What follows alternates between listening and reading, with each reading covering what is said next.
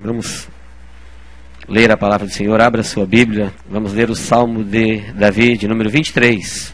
Diz assim: O Senhor é o meu pastor, nada me faltará. Deitar-me faz em verdes pastos, guia-me mansamente a águas tranquilas. Refrigera minha alma, guia-me pelas veredas da justiça por amor do seu nome. Ainda que eu andasse pelo vale da sombra da morte, não temeria mal algum, porque tu estás comigo, a tua vara e o teu cajado me consolam. Preparas uma mesa perante mim na presença dos meus inimigos. Unges a minha cabeça com óleo, o meu cálice transborda. Certamente que a bondade e a misericórdia me seguirão todos os dias da minha vida, e habitarei na casa do Senhor por longos dias. Amém? Eu creio que a maioria das pessoas, quer sejam religiosas ou não, conhecem este salmo. Já ouviram, pelo menos uma ou mais vezes, alguém citar, falar, pregar, cantar, muito cantado também. Nós sabemos que com este salmo muitos, milhares têm vivido. E crendo nas suas promessas, milhares também têm morrido. Neste salmo nós podemos identificar os 3 tipos de fome da vida, não do corpo, mas da vida. Davi, pastor, cantor, músico, poeta, ele pôde observar, sensível como era a voz do Espírito de Deus na vida dele, cuidando das ovelhas, no silêncio das montanhas, pôde observar que assim como as ovelhas tinham dele como pastor de ovelhas dependência de sustento, de direção, de proteção, e como um poeta que era, um músico, nós sabemos que os salmos eram cantados, são poesias, e muitas delas proféticas. Nós sabemos que ele, como um poeta, meditando com o coração, com a alma aberta para aquilo que o Espírito Santo revelava a ele, escreveu muitas poesias proféticas que se cumpriram na vida de Jesus e algumas se cumprem até nos dias de hoje. E neste salmo nós observamos que nem de longe ele está citando as ovelhas, ele está falando de Jesus, o bom pastor. E não é o único lugar da Bíblia que compara Jesus como um pastor supremo, como um pastor amado, e todos nós, pessoas, discípulos, cristãos, como ovelhas do seu aprisco. Na carta aos Hebreus, capítulo 13, versículo 10, você vai encontrar lá Jesus, o sumo pastor. Em 1 Pedro, capítulo 5, versículo 4, você vai encontrar Pedro dizendo que Jesus é o grande, o bom pastor. E Jesus nunca foi pastor de ovelhas, ele foi pastor de pessoas, de vidas. Ouvindo o próprio Jesus falar dele em São João, capítulo 10, versículo 11, ele diz: eu sou o bom pastor. Ele disse: eu dou a minha vida pelas minhas ovelhas, eu conheço as minhas ovelhas, conheço elas pelo nome, e elas conhecem a minha voz. Este texto, apesar de conhecido, ele continua sempre vivo, lindo, profundo, profético, revelador, abençoador, e cada vez que nós vamos a ele, conforme ele mesmo diz, nós encontramos pastos verdes, comida fresca, águas tranquilas, promessas abençoadoras para a vida. Jesus profetizado aqui como nosso pastor, vamos dividir o salmo em 3 partes para meditarmos nos 3 tipos de fome da vida revelados aqui no Salmo 23. A primeira parte do salmo, nós encontramos o primeiro tipo de fome, que é a fome do corpo. É quando Davi apresenta Jesus como pastor e todos nós como ovelhas. Aqui ele fala da provisão. Versículo 1 até a parte A do 3º. O Senhor é o meu pastor, nada me faltará. Deitar-me faz em verdes pastos, guia-me mansamente às águas tranquilas, refrigera a minha alma. A primeira parte do salmo. Veja que ele diz que Jesus é o meu pastor. Se nós pudéssemos colocar numa lista tudo que nós chamamos de meu, de minha, tudo que nós tomamos posse. Parece que tudo que eu digo que é meu, isso vai me sustentar durante um tempo, isso me traz alguma segurança, isso me traz algum sustento, isso me traz algum tipo de conforto na vida, porque afinal eu tenho e eu digo meu. Mas na linguagem poética e profética do Salmo, ovelha não tem posse, ovelha é a posse. Ovelha não possui. Ela é a posse, ela é do Senhor. E isso nos mostra como muitas vezes nós nos enganamos, porque nós achamos que possuímos muitas coisas e de repente tudo nos falta. Nós vivemos numa época que a Bíblia chama de começo do fim. Tempo de cumprimento profético. E mais do que nunca, quase tudo começa a faltar na vida. Temos falta de saúde, temos falta de conhecimento, temos falta de amizade, temos falta de amor, temos falta de dinheiro, temos falta de paz. Quase que não podemos mais recitar este salmo, nada me faltará. E aumenta desesperadamente a falta das coisas do mundo. No mesmo grau que aumenta a falta, nós aumentamos as nossas posses, dizendo meu. É muito gostoso dizer meu médico. Mas todos nós sabemos que o médico não é nosso. Você só é um paciente.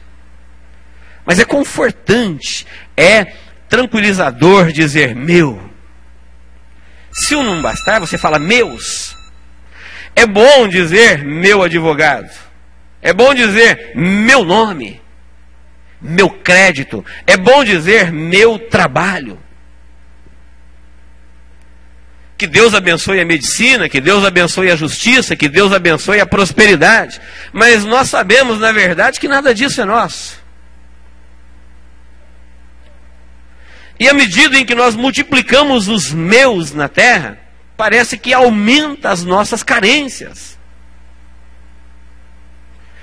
Dificilmente você vai encontrar pessoas, você encontra, mas não são todos, olhando para Jesus e dizendo, Ele é o meu pastor. Parece que nós temos outros meus mais fácil de conseguir, que traz algum tipo de conforto, que dá uma sensação enganosa de posse, e na verdade só aumenta a falta da vida, tudo começa a faltar. Porque apesar da medicina, da justiça, do crédito, do trabalho, tudo isso ser bênção na nossa vida, mas chega a certo ponto, em determinados momentos da nossa vida, que eles nos dizem, sinto muito, não posso te ajudar mais. Está te faltando saúde? Mas eu não posso te dar o que te falta. Está te faltando paz? Mas eu não posso te dar o que te falta. Está te faltando justiça? Está além da minha capacidade de te dar. E isto aumenta a falta. Olha para o mundo. Quanta coisa falta no mundo. Se nós pudéssemos relacionar tudo o que falta. É um mundo evoluído, é um mundo de progresso, é um mundo de avanço, é um mundo de correria, mas desesperadamente, no olhar das pessoas, você vê que apesar de tudo que conquistam, muita coisa continua faltando. Esta fome do corpo, que denuncia que a vida tem falta de uma coisa, de alguma coisa, ela está no olhar das pessoas, no cumprimento, no dia a dia, na tristeza do rosto, na ansiedade da alma, na expectativa do coração. Você percebe que as coisas continuam faltando. Sabe por quê? Porque a ovelha, ela não tem como possuir as coisas. Ela simplesmente é possuída. E quando ela entende que ela é a posse de Deus, do pastor amado que é Jesus Cristo, aí ele assume o cuidado. O médico cuida dos pacientes, o advogado da justiça, a indústria do trabalhador, e Jesus cuida do seu rebanho. E quando nós temos muitos meus na vida, mas nesta relação de meu não aparece Jesus é o meu pastor. Sabe por que às vezes nós não temos condições de dizer que o Senhor é o meu pastor? Porque para chamá-lo de pastor é preciso ser ovelha. E ovelha é dócil. Ovelha é facilmente conduzida. Ovelha é submissa. Ovelha não dá cabeçada, ovelha não questiona. E nós vivemos numa época que as pessoas não gostam de ser conduzidas, elas gostam de se conduzirem. Por isso é muito difícil olhar para Jesus e dizer: o Senhor é o meu pastor, porque para chamá-lo de pastor, pastor só é pastor de ovelha. Está me entendendo? Diga amém. E às vezes nós esquecemos que é nessa dependência que mora todas as bênçãos de Deus para a nossa vida. É uma abençoada dependência, ser ovelha. Parece que isso reduz o homem a um estado de passividade, de ser bobo, conduzido.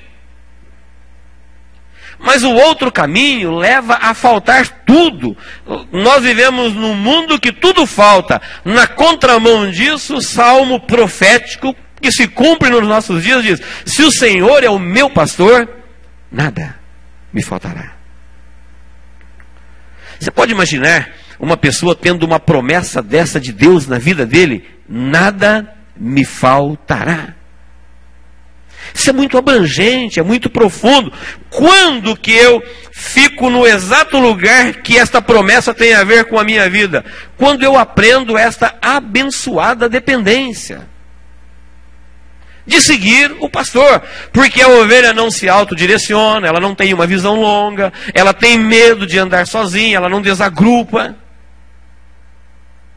Ela não é predadora. Ela não tem uma autodefesa, ela é uma presa fácil. E Deus, na sua visão de Deus, na sua onisciência, olhou para os seus e entendeu que nós somos como ovelhas. Neste exato momento, quando parece que você vai se largar na vida, mas quando é para seguir o bom pastor, ele diz: aí está a vitória de uma vida. Falando de Israel, eu disse isso sexta-feira e repito, certa feita Deus reclamou daquela nação e chamou ela de vaca rebelde. Ele queria pastorear, conduzir, proteger, guardar, não deixar o mal tocar, suprir, sustentar, tirar todos os temores dessa nação. Mas cada vez que ele mostrava um caminho, essa nação ia para outro. Cada vez que ele orientava uma maneira de adorar, ela adorava diferente. Ela não queria ser conduzida. E no livro do profeta Oséias, capítulo 4, versículo 16, não leia agora, Deus fala: Israel é como uma vaca rebelde. Por isso tudo falta. Vivia em constante guerra, escassez, perdas, lágrimas, choro. E quando vinham os desastres da vida, eles voltavam-se para o Senhor e diziam: Deus. Mas eles se conduziam. E quando alguém se conduz, Deus não tem mais como conduzi-lo. Ele já está sendo conduzido. Quando alguém se protege, Deus não tem mais como protegê-lo. Ele já está protegido. Quando alguém está contente com a sua vida, Deus não tem mais como contentá-lo, ele já está pleno, ele já está satisfeito. Deus não pode encher uma pessoa cheia. Deus não pode guiar uma pessoa que se guia, Deus não pode proteger uma pessoa que se protege. Por isso ele diz, quando a pessoa reconhece que ela não é suficiente para se proteger, nem para se conduzir, nem para se orientar nos caminhos da vida, e numa abençoada dependência, ela se curva diante do Senhor e diz: eu quero a proteção do Senhor, eu quero a orientação do Senhor, eu quero o sustento do Senhor. Quando ela se enquadra como ovelha, neste exato momento, Deus assume o comando sobre a sua vida e diz: então, nada te faltará. partir de agora você é meu. Já que você não confia em você, já que você não confia na sua direção, já que você não confia na sua proteção, já que você confiou a sua vida aos meus cuidados, então eu vou te conduzir. E a partir daí, nada te faltará. Ele não está dizendo, eu vou te enriquecer, eu vou atender todos os seus caprichos. Ele não está falando, vou atender todas as suas vaidades. Ele está dizendo, não vai te faltar nada. Falando desta fome do corpo, ele diz, deitar-me faz em verdes pastos. Pastos verdes quer dizer comida fresca, nova sempre. A humanidade vive cansada do alimento da religiosidade, da moralidade humana, dos conceitos puramente humanos, das filosofias de vida. Nada isso preenche mais, não atinge a alma, não sustenta a vida. E as pessoas correm de um lado para outro, entram em fuga na vida, entram em crise autoexistencial. É uma fome de Deus, procurando saciar o espírito e a alma e o corpo, e não encontram este alimento, quando Deus diz, para as minhas ovelhas, há sempre comida fresca e boa. Guia-me mansamente às águas tranquilas. Você já reparou que Deus não arromba corações? As seitas heréticas, espíritos demoníacos, a obra do mal, ela oprime, ela deprime, ela escraviza, ela maltrata, ela pisa, ela mata a vida. Toda vida que tem uma força espiritual que não é a de Deus, é uma vida oprimida. Mesmo quando a pessoa não quer nada, ele arrebenta a vida, ele arrebenta a porta. Aproveitando-se da falta de proteção, aproveitando-se da ausência de Deus. Com Deus não acontece assim. A Bíblia fala que o Senhor guia e guia mansamente. O Espírito Santo é cortês, é educado. Fala suavemente. Ele diz, eis que eu estou à porta e bato. Se alguém abrir, eu entro. E quando eu entro, eu faço morada. E quando ele entra, ninguém mais pode entrar. A casa está habitada. A casa está cheia. E diz, guia-me mansamente às águas tranquilas. A palavra de Deus, ela é pastos verdes, ela é um reino de alimento para a vida. Deus guia mansamente com águas tranquilas e Ele refrigera a alma. O homem já conseguiu refrigerar o automóvel, a água, a casa, o quarto, mas ele não consegue refrigerar a alma. Às vezes, com todo o conforto da vida, a alma está explodindo. Em dores, em fel de amargura, em lutas de angústia. E temos esta promessa, se você aceitar esta abençoada dependência de deixar o controle, o comando da vida aos cuidados deste pastor amado, pastor supremo, que ele mesmo disse, eu sou o bom pastor. E a prova que ele é bom, ele falou, eu dou a minha vida pelas minhas ovelhas.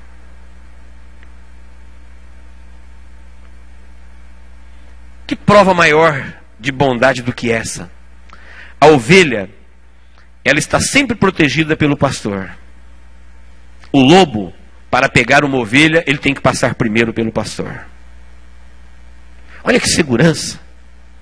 Ainda que você ande pelo vale da sombra da morte, ainda que o inimigo, ainda que alguém maldoso arme contra a sua vida, planeja te destruir, mas entre ele e você tem um pastor chamado Jesus. Tem que passar por ele. Ninguém chega até as ovelhas sem o olhar do pastor, porque os seus olhos são como chamas de fogo. E a Bíblia fala isso, que ele não dorme, ele não cochila, o guarda de Israel. Mas o mais abençoador é saber que este é um relacionamento baseado no amor do pastor e na fé da ovelha. Sabe por quê? Porque o pastor não força ninguém a ser ovelha, e a ovelha também, ela se torna dependente por vontade própria. Você sabia que um aprisco, ele só prende ovelha, mais nada. Um aprisco é uma cerquinha de pedra desta alturinha aqui, ó. Feito nas montanhas, ou no deserto, ou na campina, em forma de círculo, com uma entradinha estreita, que é a entrada e a saída. Ali as ovelhas entram, e hora que entra a última, o pastor fica assentado na porta, e elas não pulam aquela cerquinha. Por isso Jesus diz: eu sou a porta. Quem quiser entrar no curral das ovelhas tem que passar por mim. Eu sou a porta. E a ovelha não pula, mesmo aquela cerquinha, podemos dizer que só prende ovelha. Não existe lugar mais fácil de fugir na terra do que o aprisco. Até um galinheiro é mais protegido do que um aprisco. Sabe por quê? O aprisco não é para prender, o aprisco é para agrupar. É para mantê-las unidas, aquecidas, no olhar do pastor. E ali elas ficam numa dependência. Poderiam pular e ir embora, mas elas não pulam. E diz que ela não ouve a voz do estranho. Eu aprendi em Israel que se alguém chegar no meio do rebanho de ovelhas e pedir o chapéu do pastor, a capa do pastor, o cajado do pastor, e chamá-las, elas não vêm. Elas conhecem a voz. A única que segue a voz do estranho é a ovelha doente. Diz que quando ela não está bem de saúde, quando ela está doente, ela se perde, ela confunde a voz do pastor e ela segue o estranho. Mas diz que a saudável jamais. Jesus mesmo disse em São João 10, de modo nenhum seguirão o estranho. Olha, neste mundo de tantas vozes dizendo que Deus está aqui, que Deus está ali, que Deus é isso, que Deus é aquilo, que não existe céu, que não existe inferno, que não existe isso, que não existe aquilo. Tanta gente falando em todas as direções. Jesus disse: as minhas ovelhas não ouvem o estranho. Podem falar o que quiser, elas conhecem a minha voz. Quando eu chamo, elas vêm. E como elas estão acostumadas a atender o chamado de Jesus, o dia que Ele chamar elas para a sua glória, elas ouvirão a sua voz e partirão desta vida para outra. Um relacionamento baseado no amor, um relacionamento baseado na fé, no amor do pastor pela ovelha e na fé da ovelha pelo pastor. Ela confia. Mesmo tendo uma visão curta, ela confia que o pastor vai levar ela para o melhor lugar. Mesmo não sabendo se proteger, ela confia que o pastor é suficiente para protegê-la. Ela não precisa de outros deuses, ela não precisa de outros amuletos, ela não precisa de ouvir outras coisas. Neste mundo que muitos medos começam a aparecer na vida humana, o mundo está cada vez mais inseguro. Todo mundo tem medo da fome, tem medo de um tremor de terra, de uma nova doença, de um vírus que está no ar. Todo mundo tem medo de um grande acidente, de um grande temporal. Começa a faltar segurança, começa a faltar tudo. A ovelha, ela descansa sabendo que o Senhor é o seu pastor e Ele conduzirá ela durante toda a sua existência. Amém, igreja? Que gostoso poder dizer: o Senhor é o meu pastor, nada me faltará. Se você não tem na sua lista Jesus como teu pastor, coloque Ele hoje.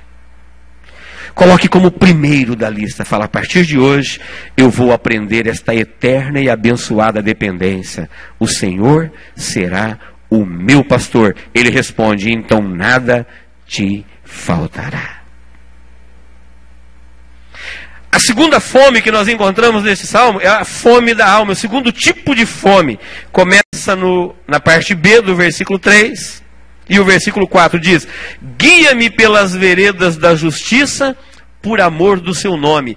Ainda que eu andasse pelo vale da sombra da morte, não temeria mal algum, porque tu estás comigo, a tua vara e o teu cajado me consolam. 3b e versículo 4. O medo do corpo é a provisão. O corpo sempre vai ter medo de faltar o sustento, a moradia, o abrigo, a segurança. A alma não tem esse tipo de medo. A alma, ela tem fome de direção. A alma adoece, ela se perde quando ela perde o rumo. Quando nos seus sentimentos, nos seus relacionamentos, na sua vida interior, ela não sabe mais para onde ir. Não sabe onde realizar os seus sonhos, não sabe para onde tomar decisões. Nós somos aqui nesta terra como um peregrino perdido. Quando Deus criou o homem e colocou ele no jardim do Éden, Deus falava com ele, orientava ele, alimentava ele, protegia ele, guiava ele, e ele vivia tranquilamente, seguro. Mas a partir do momento que o homem pecou e se distanciou de Deus, a partir dali ele começou a andar sem direção. Olha quanto tempo que a humanidade está vivendo na Terra, e ainda assim eles não encontraram um destino para a vida. Geração vem e geração vai, as pessoas nascem, crescem e morrem, a vida passa como uma erva do campo, as pessoas correm, correm, correm, e quando chega no final da vida, ela não sabe ao certo onde ela está indo. Todos aqueles caminhos brilhantes que ela seguiu durante toda a sua vida, parece que não tem tanta luz assim no seu final. Medo, insegurança, medo de encarar a eternidade, medo de se encontrar com o Senhor. O homem, ele é na terra um peregrino perdido, andando sem saber para onde. É como se Deus estivesse perguntando para um mortal qualquer, dizendo: para onde você vai? Você que se conduz, você que se dirige, você que se protege, para onde você está indo e até onde você vai? Talvez você tenha a diretriz da sua vida por um século, um pouco menos, mas a vida não acaba aí. Você é eterno. Você tem uma eternidade para viver. Para onde você está indo? Até onde você vai? Por isso, quando fala da fome da alma, fala de direção. Ele diz: guia-me pelas veredas justas. Não quer dizer que ele vai fazer de mim um homem justo com a minha própria justiça humana, mas ele guia-me pela justiça que é dele mesmo, diz, por amor do seu nome. Você sabia que se o homem se conduzir nos caminhos da vida, por melhor que ele seja, por mais brilhante que ele seja na terra, ainda assim, ele não tem a menor chance de se direcionar a Deus. A Bíblia fala que Deus olha para os feitos das nações e as vê como trapos de imundície. A bênção humana é maldição divina.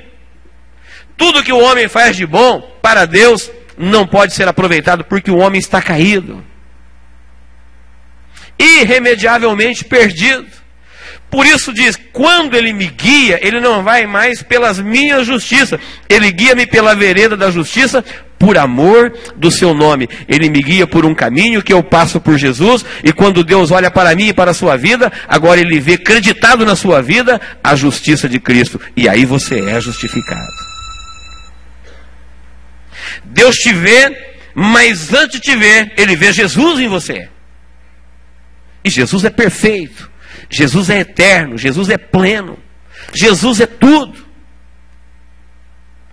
Por que ele faz isso? Por amor do seu nome. É uma orientação iluminada. Jesus, quando queria dizer sobre isso para os discípulos, que tinham muita dificuldade de entender, ele falava sobre o caminho. Ele disse: eu vim de Deus, eu sei o caminho para ir para Deus. Ele falou: ninguém vem ao Pai senão por mim. Se alguém tentar te mostrar um outro caminho, se alguém tentar te conduzir, se alguém tentar se conduzir, ele não irá para lá, porque ninguém sabe ir lá, a não ser quem veio de lá. E o único que pisou nessa terra que veio de lá, chama-se Jesus Cristo, o Filho do Deus vivo. A ovelha, seguindo os seus passos, ela é guiada por vereda de justiça, a justiça de Cristo por amor do seu nome. E nesta caminhada, quando você segue as pegadas de Jesus, ainda que você ande pelo vale da sombra da morte.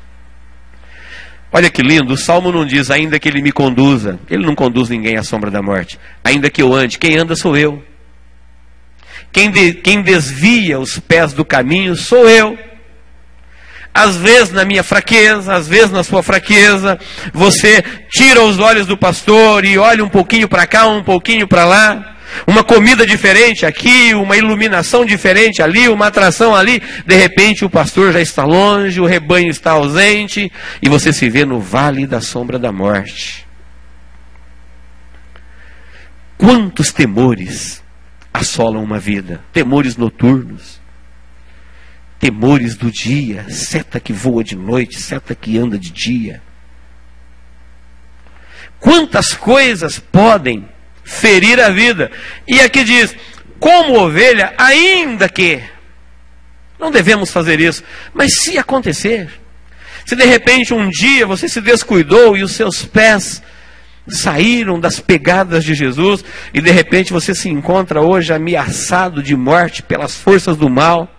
Quem sabe hoje você está num vale, ontem você estava no monte. Monte fala de situação privilegiada, monte fala de posição boa, monte fala de honra, de glória, momento bom da vida. E vale fala de sofrimento, de angústia, de tristeza, de dor. Quem sabe ontem você estava no monte, de repente hoje você já está num vale. Aqui diz, ainda que você ande, ainda que eu ande pelo vale da sombra da morte, olha que promessa, tu está comigo.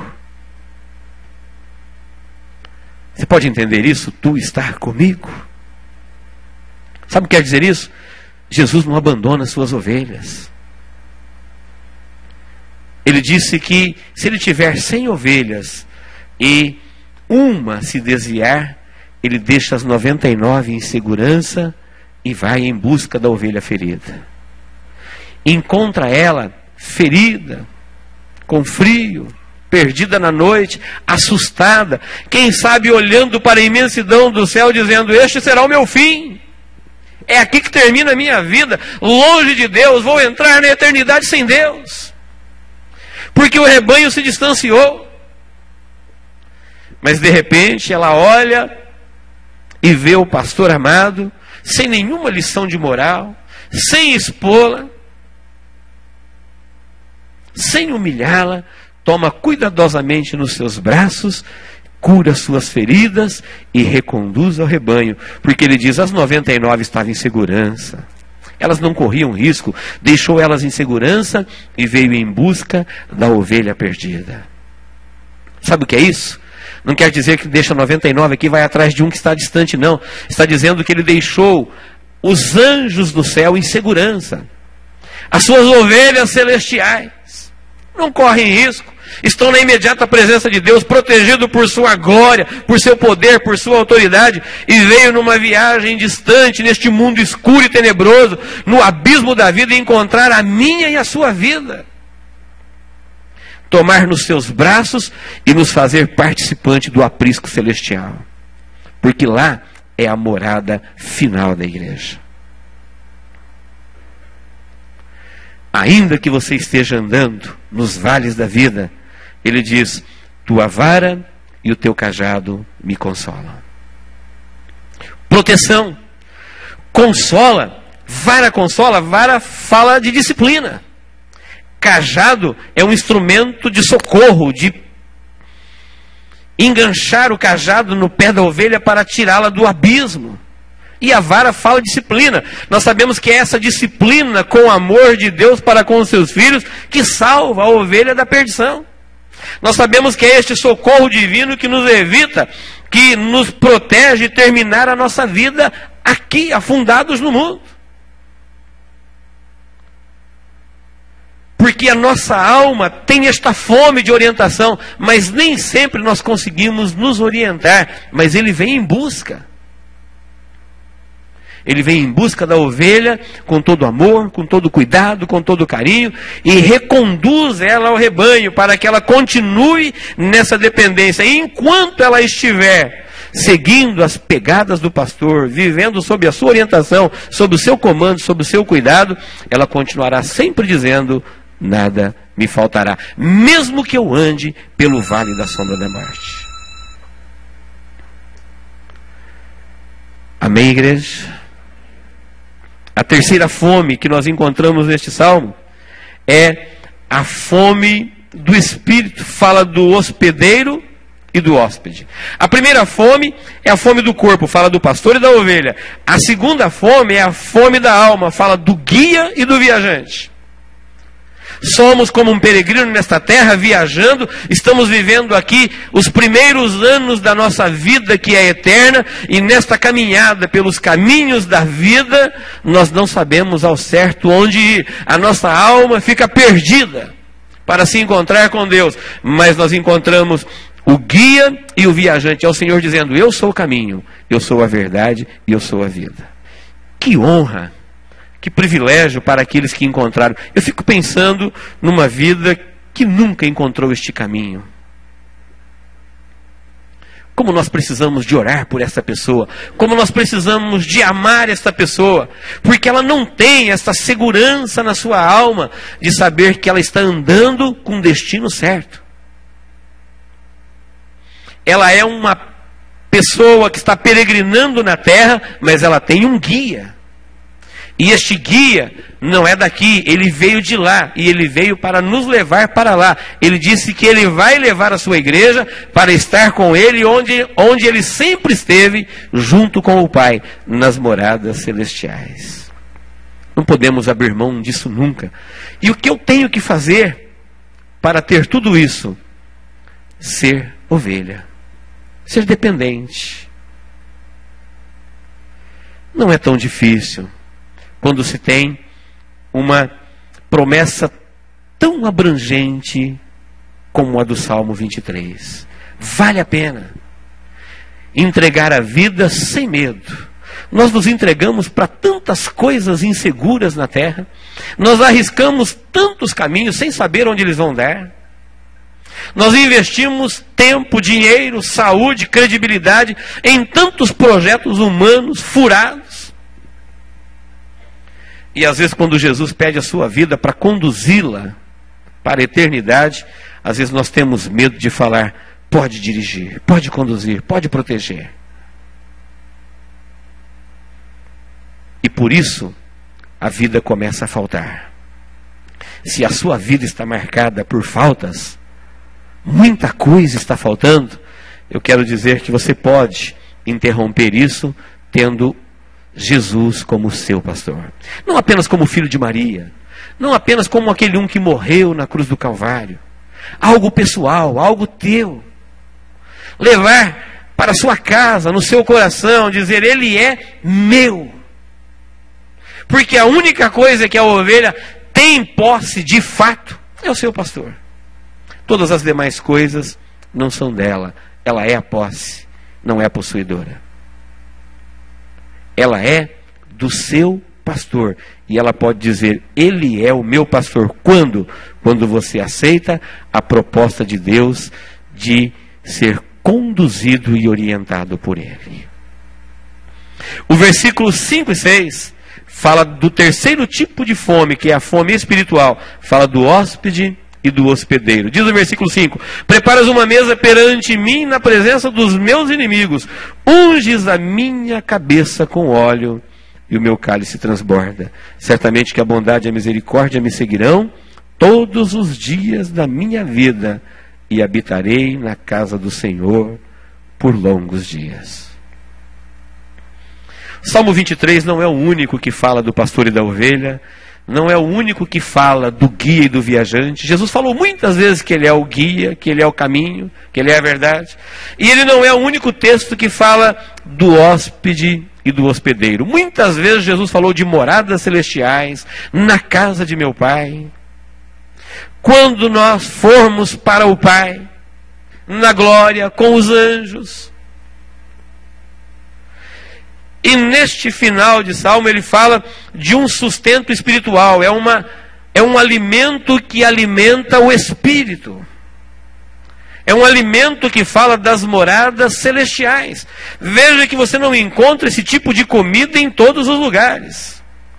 Diz: preparas uma mesa perante mim na presença dos meus inimigos. Sabia que o predador da vida, o matador da vida, as hostes espirituais da maldade, quando ela vê o seu espírito degenerando, morrendo, falindo, faminto,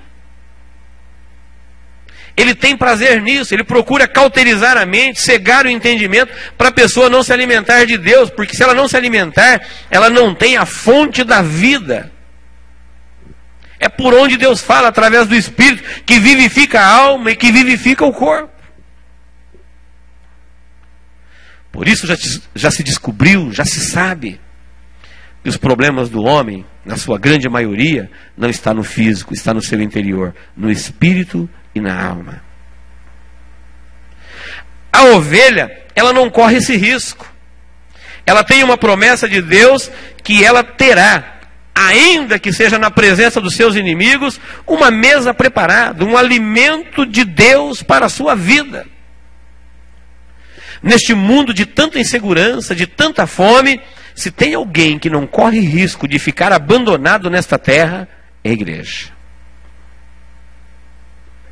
O município cuida até onde pode dos seus munícipes. A empresa cuida até onde pode dos seus empregados. A indústria daqueles que produzem. O Estado daqueles que fazem parte do Estado. O país dos seus patriotas.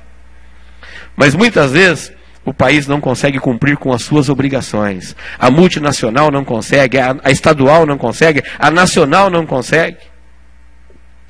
Mas se tem alguém que tem comida, direção, proteção, alimento para cuidar dos seus, é Jesus. Ele diz: as minhas ovelhas, elas terão sempre uma mesa preparada.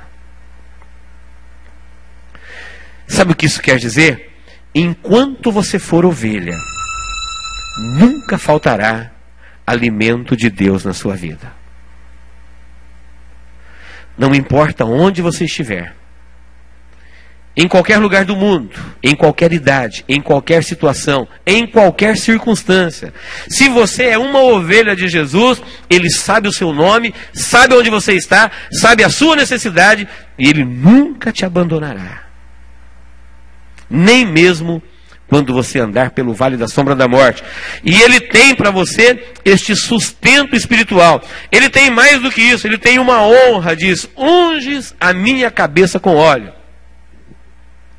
Talvez para nós o versículo fica um pouco estranho, mas para a época do Salmo e para a época de Jesus, todo mundo sabia que ungir a cabeça com óleo era uma honraria para pessoas nobres, importantes. Se nós pudéssemos, tivéssemos tempo para meditar a glória, o destino, a honra, a recompensa, a vida, o tipo de vida, a eternidade que Deus preparou para esses mortais que Ele remiu no seu sangue, chamado minhas ovelhas, nós diríamos que é o que nunca subiu à mente humana, coisa que o coração nunca imaginou. Paulo, falando disso, ele disse: porque as aflições do tempo presente não são para comparar com a glória que em nós há de ser revelada. Pegue a sua Bíblia, estude qualquer texto que fala daquilo que Deus tem preparado para os seus na eternidade. Você vai entender o que quer dizer: unges a minha cabeça com óleo. Óleo é símbolo do Espírito Santo. A partir do momento que o teu coração se abriu e o Espírito Santo de Deus entrou na sua vida, o que Deus tem reservado para você é muito grande. É muito glorioso. São riquezas eternas, são valores eternos. É coisa que o homem não consegue descrever. Ele precisa crer. Jesus fala de moradas eternas, de vida eterna, de recompensa eterna, de uma felicidade eterna. Um lugar onde não há lágrimas, onde não há dor, onde não há injustiça, onde não há morte, onde não há o tempo passando, procurando roubar a vida, onde as pessoas não envelhecem, onde não existe o mal. Não tem como descrever, nós só podemos crer, mas é isso que alimenta o nosso espírito. Ele fala do céu como um lugar, não fala do céu como uma alegoria, como uma coisa inexistente, abstrata. Ele fala: o céu é a casa de meu pai, e eu vou para lá e vou preparar lugar, e quando eu preparar lugar, eu virei outra vez e vos levarei para mim mesmo, porque onde eu estiver, vocês estarão também. Eu fico imaginando um Deus que criou essa terra tão grande, tão linda, com um simples haja. O que ele não é capaz de fazer quando ele diz: eu vou preparar-vos lugar. Se esta vida que é mortal, que envelhece, adoece e morre, é tão boa de ser vivida, eu fico imaginando o prazer que não existirá numa vida na imortalidade, num corpo eterno. É isso que alimenta o nosso espírito, é a fome do homem interior, fome de Deus. Quando ele fala: Deus tem para você um alimento espiritual, Ele tem uma honra, Ele tem uma vida de alegria. Aqui diz: o meu cálice transborda. Sabe o que é o cálice? A minha medida, o meu coração, é aquilo que a minha vida pode comportar. Toda pessoa que encontrou Jesus e viveu com Ele um dia só, nunca mais encontrará uma felicidade semelhante a esta fora dele. Quem conheceu Jesus, conheceu o verdadeiro sentido da vida. Sacia a fome do corpo, sacia a fome da alma, sacia a fome do espírito, ou seja, ele faz a vida transbordar. Um cristão autêntico, que é conduzido pelo Espírito Santo de Deus, Jesus para ele não é um homem sangrando no Calvário há 2000 anos atrás. Ele é vivo, ele é presente, ele é real, ele é o seu tudo, a razão do seu viver, a sua salvação, o seu juízo, a sua eternidade, sua proteção, sua segurança de todos os dias. Isso faz a vida transbordar. E encerrando, fala de um atendimento pessoal. Bondade e misericórdia me seguirão todos os dias da minha vida. Não é a justiça e nem a ira de Deus que vai me seguir, porque não há condenação para as suas ovelhas. Nenhuma condenação há para aqueles que estão em Cristo Jesus. Não é o juízo dele e a sua ira que vai me seguir. Sabe o que vai me acompanhar todos os dias da minha vida enquanto eu for ovelha? Bondade. Viver com uma pessoa boa é muito bom. Imagina viver com um Deus bom. Não temos como sondar o alcance da bondade de Deus. Ele sempre vai te surpreender. Sempre. A sua misericórdia, diz a Bíblia, é a causa de não sermos consumidos.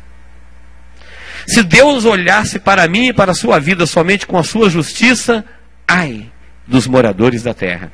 Mas Ele olha para as suas ovelhas que estão em Cristo Jesus com bondade e misericórdia. E aqui nós encontramos o verdadeiro horóscopo da vida. Você tem medo do amanhã?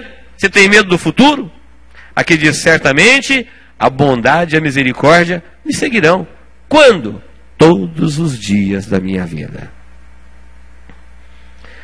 Eu li de um cristão que ele estava atravessando uma praça pública e uma cigana disse para ele: posso ler a sua sorte? Ele disse: para quê? Ela disse: para revelar o seu futuro. Ele falou: eu já sei. Ela assustou-se e perguntou: quem disse? Ele falou: o Salmo 23. Não conhecendo, ela perguntou: e o que ele disse? O cristão disse para a cigana: certamente a bondade e a misericórdia do Senhor me seguirão todos os dias da minha vida. Aqui está profetizado o meu e o seu amanhã. Enquanto viver, bondade e misericórdia me seguirão todos os dias da minha vida. E por último, permanência: habitarei na casa do Senhor por longos dias, ou seja, por todos os dias da minha vida. Tem um ditado que diz: tudo que é bom dura pouco. Na Bíblia não diz isso. A Bíblia diz que esta vida com Deus, de uma eterna dependência, de ser ovelha, isso não dura pouco. Aqui diz: nós habitaremos na casa do Senhor. Enquanto o Senhor estiver aqui, nós estaremos com Ele aqui. Quando o Senhor estiver lá, nós estaremos com Ele lá. Ele diz: onde eu estiver, vocês estarão também. Amém, irmãos? Só que nós precisamos aprender essa eterna dependência. Nós não precisamos conhecer o Salmo 23. Nós precisamos praticar o Salmo 23. Eu li que num grande auditório, um preletor renomado foi convidado para recitar o Salmo 23. E ele impostou a voz, e usando todos os recursos que é possível, ele recitou o Salmo 23 com toda a sua técnica, com toda a sua força, com todo o seu entusiasmo. E quando ele terminou de recitar o Salmo 23, ele arrancou aplausos do auditório. Uma pessoa que estava naquele auditório pediu para que o pastor da igreja, um homem velho já, recitasse também o Salmo 23. E ele ficou constrangido, dizendo que depois daquele renomado orador tê-lo feito, ele não poderia fazer também. Mas foi convencido a também recitar o Salmo 23. E aquele velho pastor, sem toda a técnica, sem ter uma voz tão firme, já não podendo ostentar uma postura tão impoluta, ele firmou seus olhos no auditório como se estivesse olhando para o seu pastor, e ele falava o salmo como se tudo isso fosse dele, dizendo: o Senhor é o meu pastor. Por isso, nada me faltará, tomando posse de cada palavrinha.